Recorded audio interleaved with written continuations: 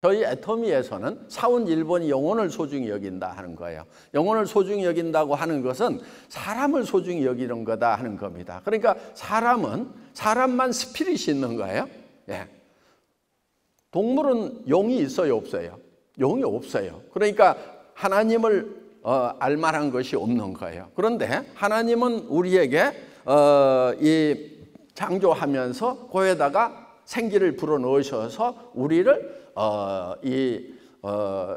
영혼을 가진 그런 존재로 만드셨다는 겁니다. 그렇기 때문에 우리가 사람은 하나님의 형상을 따라서 만들어졌기 때문에 하나님만큼 존귀한 존재인 거예요. 하나님급인 거예요, 사람은. 그래서 어떤 경우도 수단이 되면 안 된다. 경영학 개론에 보면은 경영이라고 하는 것은 경영의 4요소, 포엠이 있는데 이 4요소를 융복합, 결합해서 가치를 창출하는 것이다. 이렇게 경영학 개론에 나와요. 근데 이 포엠이 뭐냐면은 머니, 메소드, 머신 같은 거죠. 그 다음에 그 머트리얼, 그 다음에 맨이 들어가는 거예요. 이 포엠을 결합하는데 저는 여기에 불만이 있는 거예요. 왜 머트리얼이나 mon이나 머신에다가 사람을 같은 격에다가 같이 넣느냐 하는 거예요. 그래서 사람은 수단이 되면 안 된다. 궁극의 목적이 돼야 된다. 그래서 경영을 하는 데 있어서 사람을 위한 경영이 돼야 되지 사람을 수단으로 하면 안 된다 하는 겁니다. 그게 저는 성경적이라고 생각을 하는 거예요. 그래서 저희 회사에서는 사람은 어떠한 경우에도 수단이 되면 안 된다. 그러니까 임직원을 이용해 가지고 회사가 잘 되는 것, 회사의 번창이 목적이 되고 임직원이 수단이 되면 안 된다는 거예요. 그럼 어떻게 해야 되느냐? 임직원에게 좋은 일자리를 제공하겠다고 하는 거, 이 자체가 기업의 목적 중에 하나가 되어야 된다 하는 겁니다. 그래서 저는 이제 이 포엠에서 맨은 별도로 한 차원 높여서 별도로 취급을 해야 된다. 그런데 많은 경영자들이 경영학 개론에 나와 있는 대로 사람을 하나의 노동력이라는 걸로 해서 생산의 한 요소로만 생각을 하다 보니까 노사 갈등도 생기고 여러 가지 문제들이 생기게 돼 있다 하는 겁니다. 그래서 직원들에게 좋은 일자리를 제공하는 것은 기업의 매우 중요한 목적 중에 하나다. 자, 그럼 좋은 일자리가 되려고 하면 첫 번째 뭐가 돼야 되겠어요? 연봉이 높아야죠. 그렇죠? 월급은 조금 주면서 뭐 환경 좋게 해놓고 뭐 놀아 뭐 하는데 뭐 집에 가면 떼거리도 없고 뭐 그럼 좋은 일자리가 아니라 이거예요. 어떻게든 연봉을 높여야 된다 하는 겁니다. 그래서 저는 대한민국을 넘어서 전 세계에서 연봉을 가장 많이 주는 회사를 만드는 것을 목적으로 하고 있어요. 물론 저희 회사가 지금 뭐 매출이 2조 2천억밖에 안 되기 때문에 뭐 200조씩 하고 뭐 몇백 조씩 하는 그런 기업만큼 아직은 많이 못 주고 있지만은 그래도 평균 연봉이 한 1억 정도는 됩니다. 근데 우리 회사에 20대, 30대가 굉장히 많아요. 초임이 한 6천만 원 정도는 된다 하는 것입니다. 그래서 지금 그러다 보니까 이제 우리가 직원들한테 설문조사를 해서 좋은 일자리인가 하는 것을 조사를 하는데 그게 이제 미국의 그런 GPTW라고 하는 그런 기관이 있어요. 거기서 이제 직원들한테 이렇게 설문조사를 하는데 그 조사에서 대한민국 기업 중에는 1위로 우리가 나왔어요. 아시아에서는 아까 2위라고 이렇게 떴죠. 예. 그런데 그 한국에 1, 2, 3, 4위 외국계 기업이 들어와 있어 가지고 우리가 이제 한국 내에 있는 기업 중에서는 5위는 맞는데 그 4개는 이제 뭐 미국계 기업인지 어딘지 다른 그 기업들이 들어와 있고 그러니까 한국 기업 중에서는 우리가 1위를 하고 있다. 그러니까 여러분 뭐 삼성, LG 뭐 이런 데 가는 것도 좋은데 애터미 오는 거 한번 고려를 해보세요. 저는 전 직원을 다 면접을 제가 직접 다 합니다. 예. 왜냐하면은 면접을 통해서 통과가 되면은 그때부터는 엄청난 권한을 누리는데 거의 회장급의 권한을 다 줘버리거든요. 의자도 회장 의자에 하고 똑같은 의자에 앉아요. 허만 밀러라고 백화점에서 한 250만 원 하는 의자가 있어요. 그걸 전 직원이 다 똑같은 의자를 앉거든요. 예. 그래서 그리고 이제 명함을 회장 명함 파도 된다고 그랬죠. 예. 돈 쓰는 것도 자기 마음대로 쓸 수 있어요. 그러니까 아무한테도 결제를 받지 않아요. 신입사원도 마찬가지예요. 결제받지 않고 그냥 돈을 쓸 수 있어요. 격리부에다는 내가 뭐라고 그랬냐면은 직원이 돈을 쓰겠다고 하면은 묻지도 말고 따지지도 말고 무조건 돈을 주라고 이렇게 돼 있어요. 그랬더니 어떤 직원이 그 경력직 직원인데 그럼 회장님 저보고 뭐라는 겁니까? 이렇게 이제 그래서 이제 그 직원 보고 당신 할 일 있어. 돈 얼마 들어오는지 기록, 얼마 나가는지 기록, 이익 얼마 남는지 기록. 그래가지고 세무 보고 회계 보고 하는 게 당신 일 아니야? 돈을 어디다 얼만큼 쓰고 싶은지 그런 일을 하고 싶어? 그럼 격리부에서 다른 부서로 보내줄게. 갈래? 이렇게 했더니 안 가겠습니다 그러더라고. 그래서 지금 그 자리에 있어요. 그 대신에 담당자들이 현장에 있는 담당자들이 돈을 달라고 하면은 몇백만 원이든 몇천만 원이든 몇 억이든 몇십억이든 몇백억까지도 그냥 보내야 돼요. 묻지도 말고 따지지도 말고. 이렇게 시스템이 돼 있는 거예요. 그러니까 근데 처음에 이제 그런 제도를 도입할 때 사실상 반발이 굉장히 심했어요. 그럼 막 몇백억씩 막 갖다가 써도 된단 말입니까? 막 이렇게 묻는 거예요. 그래도 돼. 나는 그렇게 갖다 쓰는 직원들을 걱정하는 것이 아니고 지금 회사에 수천억이 쌓여 있는데 우리 회사 캐시가 많아요. 몇천억이 쌓여 있어요. 빚은 한 푼도 없어요. 왜냐하면 성경에 사랑의 빚 외에는 아무 빚도 지지 말며 제가 이 말씀에 딱 꽂혀가지고 빚은 절대로 안 얻는다 이렇게.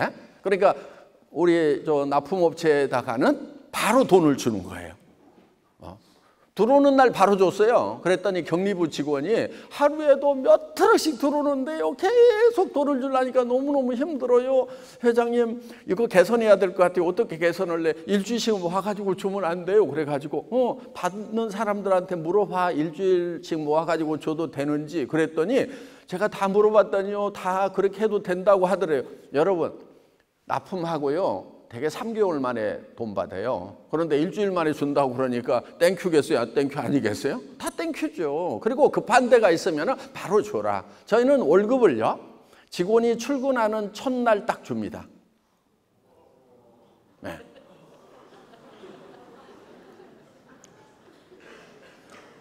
그래서 대개는 한 15일이나 20일쯤이 월급날이잖아요. 그럼 15일이나 20일 동안은 외상으로 지금 일 시키는 거잖아요. 그래서 출근하는 첫날 딱 주는 거예요. 왜?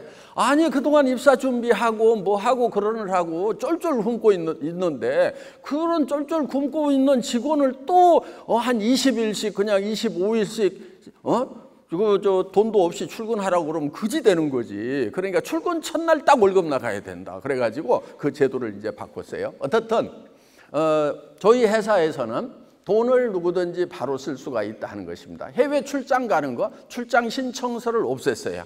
그럼 어떻게 가느냐? 지가 결정하면 되는 거예요. 회사에 여행사 출신 직원이 한 사람이 있어요. 그 직원한테 내가 어느 나라를 언제 갔다 올 테니까 비행기표 예약해 주세요. 그러면은 그 담당 직원이 그냥 비행기표 예약을 해줘요. 그러면은 그 비행기표 들고 그냥 갔다 오면 되는 거예요. 그러니까 누구한테도 허락받을 필요가 없어요. 처음에 그 제도를 도입할 때도요. 사실은 반대가 엄청 심했어요.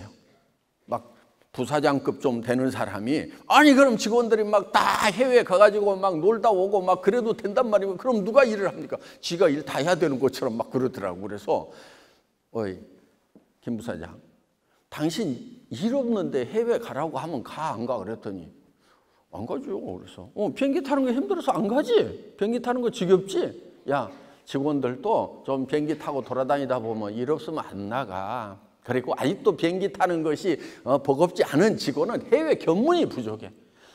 최소한 우리가 26개국에 지금 해외 법인들이 있어서 있는 글로벌 회사인데 26개국은 가봐야 될 거 아니냐. 우리 직원 중에 5개, 10개 나라 가본 직원도 지금 몇 명 안 돼. 그러니까 틈만 나면은 나갔다 오라고 해라. 그래야 현지를 알아야 의사결정을 할 거 아니냐. 그래서 자유스럽게 갔다 올 수 있도록 하라고 제가 이제 이렇게 해놨어요.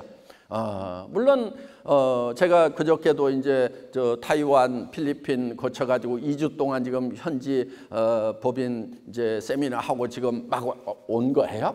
그럼 거기 가보면은 얘는 왜 여기 왔지 하는 직원들이 있기는 있어요. 예. 아무 그 세미나하고 상관없는 그런 직원이 거기 와 있어.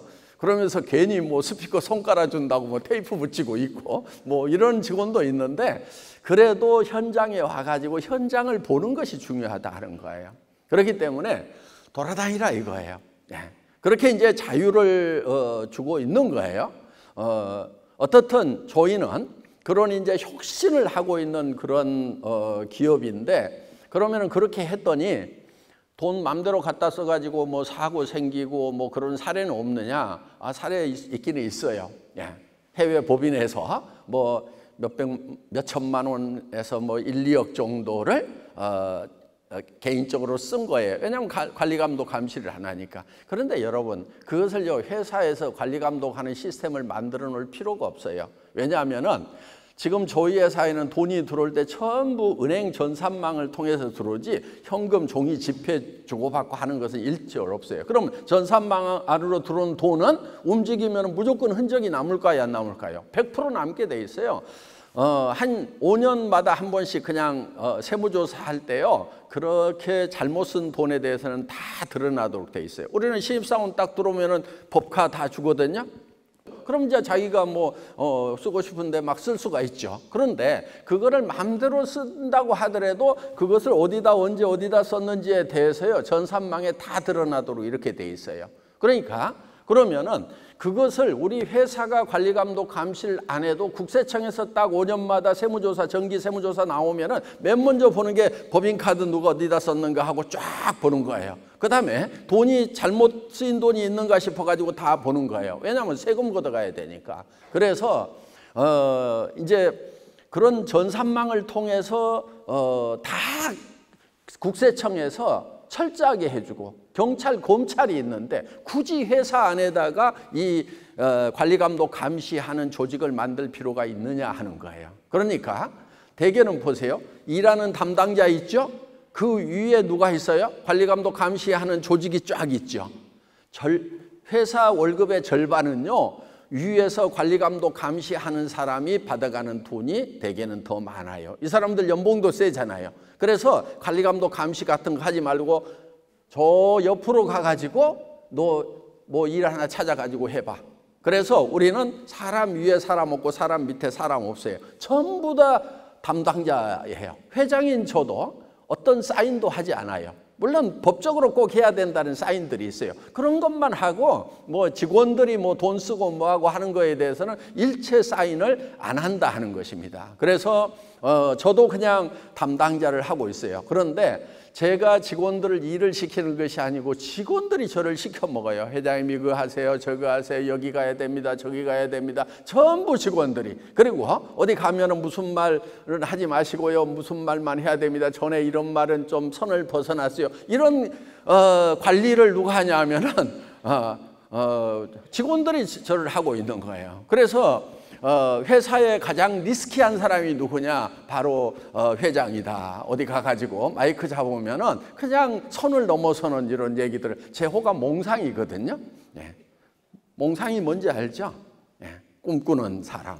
그래서 몽상가인데 그러다 보니까 막 이게 바람 잡는 굿둥구름 같은 얘기들을 막 하니까 그런 걸 이제 못하도록 관리감독 하느라고 이제 따라다니는 그런 직원들이 있습니다.